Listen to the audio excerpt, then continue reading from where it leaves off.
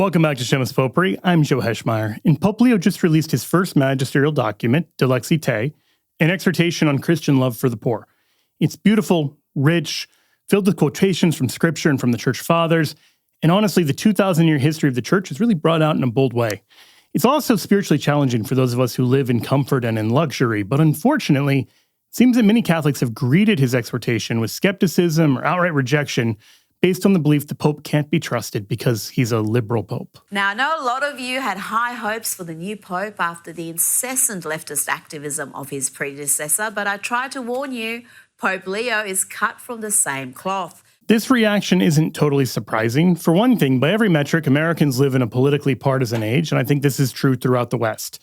We're more likely to regard people from other political parties as immoral, dishonest, and closed-minded people than we used to be, and we're less likely to do things like marry someone from an opposing political party. So naturally, we in the West are absolutely primed to put one of the most influential figures in the world into this political paradigm to see if we can trust him or not. Now, I get that that's our first inclination, particularly in an age where trust in institutions is at the lowest it's been in recent memory, and we've just come out of a pontificate in which the Pope regularly opined on political issues in ways that were often controversial. But I do think it's worth pausing for a moment, reconsidering the evidence, and recalling church teaching. Because Jesus Christ doesn't call us to be Republicans or Democrats or some other political party. He calls us to be faithful servants to the Father.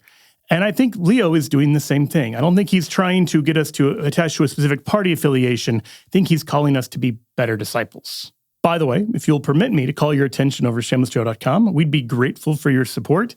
For as little as $5 a month, you can get access to exclusive Q&A live streams, this new thing we've got called Joe Notes, which is a PDF digest of each episode covering major points, including a sheet of resources. You don't have to go, searching through the episode again before you share the faith with your loved ones.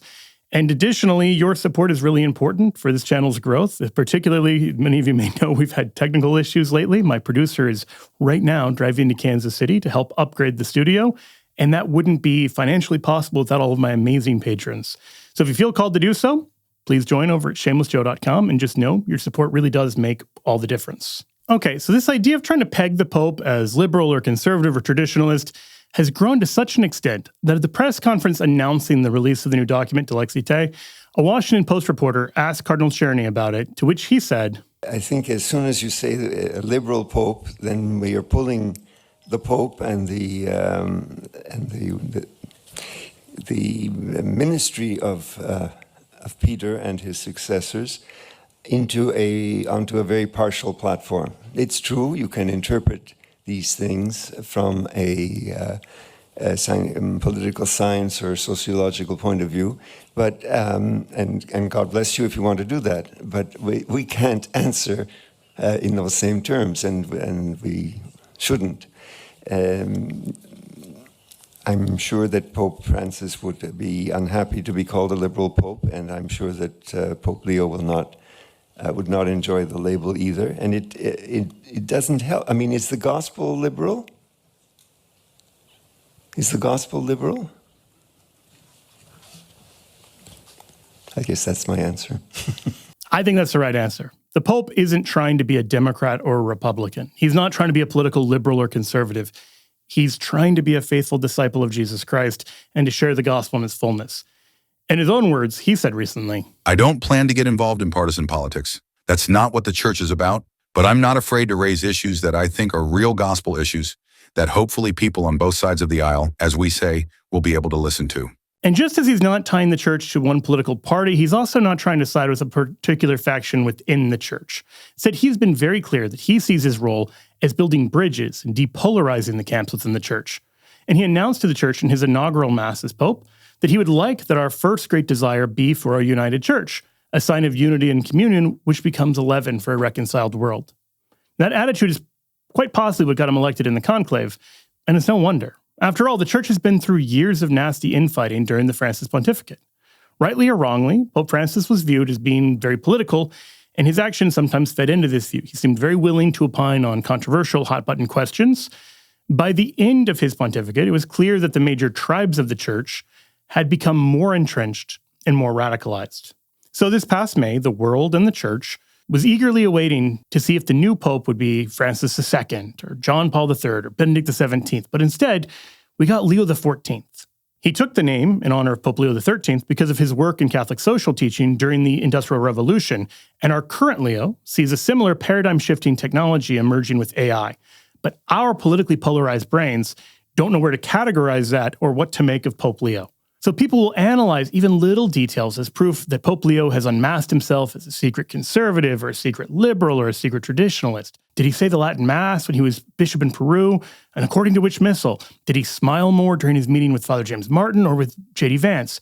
And it's in this context that there have been recently a series of back-to-back events which have caused people to conclude, I think incorrectly, that the Pope is secretly, or not so secretly, a liberal. The biggest evidence, and in my view, the most obvious stumble on the Pope's part, occurred about 2 weeks ago after Cardinal Blaise Cupich of Chicago announced plans to bestow a Lifetime Achievement Award on Senator Dick Durbin, a pro-abortion politician. Now, that was obviously scandalous. It violated the USCCB's policy that while we shouldn't cut off dialogue with those who act in defiance of our fundamental moral principles, we also shouldn't bestow awards or special honors upon them.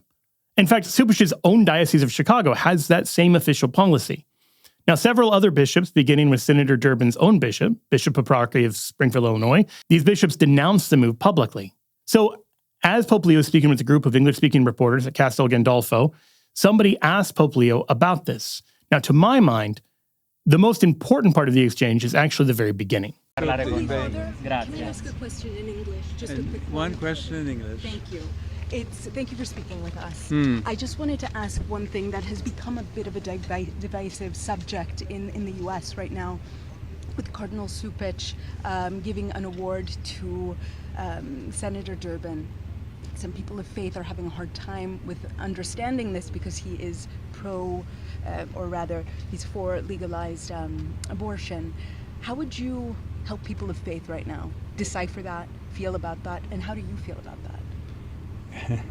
I'm not terribly familiar with the particular case. As you can see from the clip, he doesn't appear to be eager to answer the question. He was about to walk away before he's asked for one more question, and then it turns out to be on this very contentious topic. And given how much Leo seems to have intentionally avoided public fights with other bishops, you can imagine why he might be reticent to suddenly be asked to speak publicly. So he sort of fumbles through an off-the-cuff answer. I understand the difficulty and the tensions, but I think, as I myself have spoken in the past, it's important to look at many issues that are related to what is the teaching of the Church. Someone who says I'm against abortion but says I'm in favor of the death penalty is not really pro-life. So someone who says that I'm against abortion but I'm in agreement with the inhuman treatment of immigrants who are in the United States, I don't know if that's pro-life. I understand why people didn't like that answer. I don't think it's a great response. But I personally have had plenty of times where somebody has called into Catholic Answers and asked an unexpected question, and I've given an answer that came off more jumbled than I intended. For what it's worth, when asked to opine on U.S. domestic politics a week later, I think it's extremely telling that this is how it went. Holy Father, Yes. President Trump has sent 400 National Guard troops to your city, Chicago, Yes, against... I prefer not to comment at this time about choices made, political choices within the United States. Thank you very much. So I do think it's only fair to try to steel man what our Holy Father was trying to express. First, notice that Leo never actually defends Cardinal Cupich's plan. In fact, I haven't heard a single other bishop defend the idea. But Leo's style seems to be to quietly address problems away from the spotlight rather than calling people on the carpet in front of the international press. I think this is because he pays closer heed to Matthew 18 than many of us online do. So I don't think it's a coincidence that the very same day, Senator Durbin suddenly announced that he was no longer going to be accepting the award. Second, Leo never suggested that the death penalty was on par with abortion. I mention this because I've seen people claim that the Pope equated abortion and the death penalty, and he simply did not. Rather, he pointed out that being good on abortion, but not other issues, isn't enough. I think there's a better way of formulating what I think he's trying to say by looking to what St. John Paul II said in his encyclical Evangelium Vitae on the Gospel of Life. Now there, JP2 stressed that amongst all of the crimes which can be committed against life, abortion is particularly serious and deplorable. But while abortion may be the worst offense against life, it's not the only offense against life. JP2 warned against an attitude of indifference towards society's weakest members, such as the elderly, the infirm, immigrants, and children. After all, think about it like this. Our love for the unborn is really another species of our love for the weak, the downtrodden, and the vulnerable, those we believe are the nearest to the Lord's heart.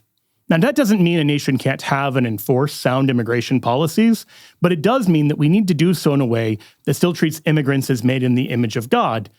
And similarly, JP Chu suggested that a culture of life would be more hesitant to have recourse to war, even just war, and would limit or even abolish the death penalty. So, of course, it is outrageous to offer a Lifetime Achievement Award to somebody who helps ensure the legality of killing children just because they happen to be good on issues like immigration.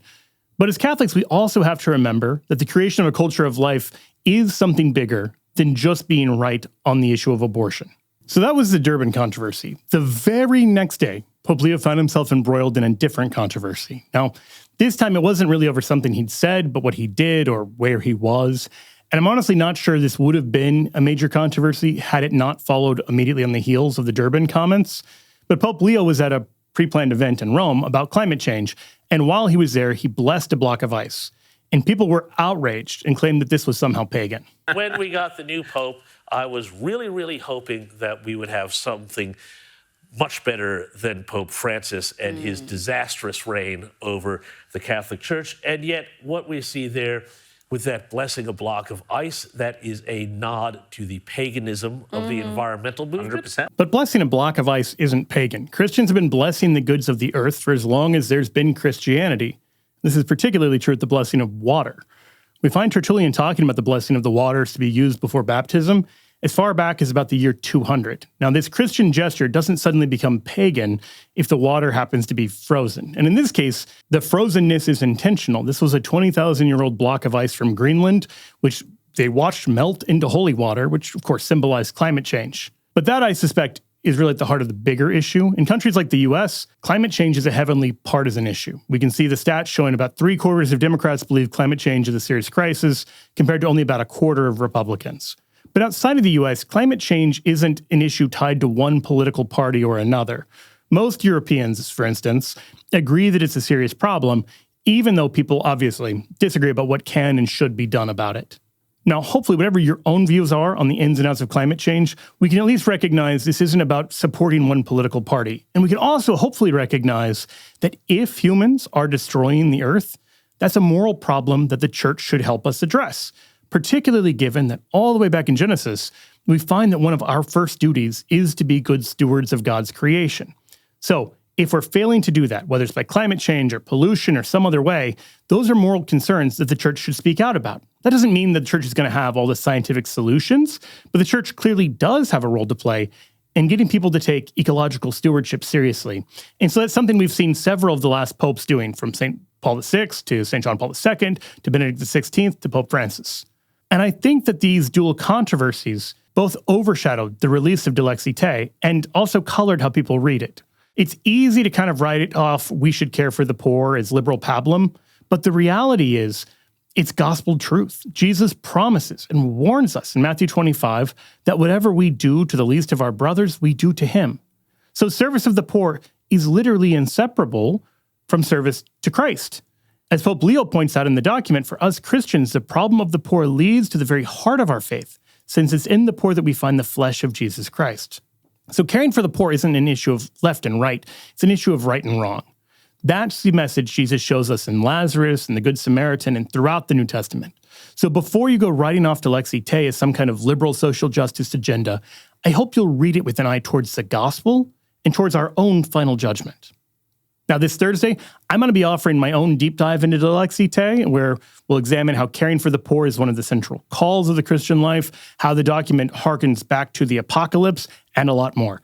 If it's already released, you can click here to watch, but if you're watching this before Thursday, you'll instead see a video that further explains why I think Leo will be an awesome bridge builder. Either way, for Shameless Popery, I'm Joe Heschmeyer. God bless you.